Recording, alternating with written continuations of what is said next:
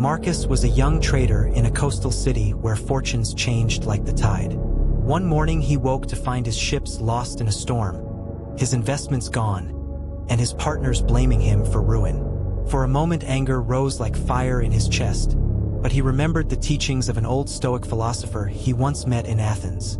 You do not control the storm, only your response to it. He walked through the ruined harbor and noticed fishermen still smiling as they mended nets, children still laughing despite the wreckage. That night, sitting on the cold stone floor of his empty warehouse, Marcus asked himself what truly belonged to him. Not the ships, not the gold, not even the approval of others, but only his judgment and character. Days turned into weeks.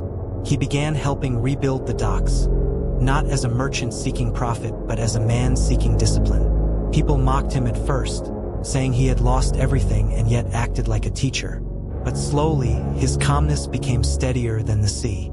When another storm threatened the coast, fear spread among the townspeople. Marcus stood at the shore and said, "We are not defeated by waves, but by surrendering our mind to them." The storm came and passed, leaving both destruction and renewal. In its aftermath, Marcus was no longer known as a ruined trader, but as a man who had mastered what no storm could take away: his mind. Years later, travelers came from distant lands just to hear him speak.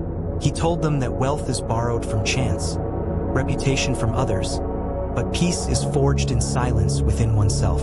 Even when illness later weakened his body, he greeted pain as another teacher rather than an enemy. Sitting by the same shore where he once lost everything, he would say that life removes only what was never truly ours. His story became a quiet legend among sailors, reminding them that the strongest harbor is not made of stone or wood but of a steady soul that refuses to break.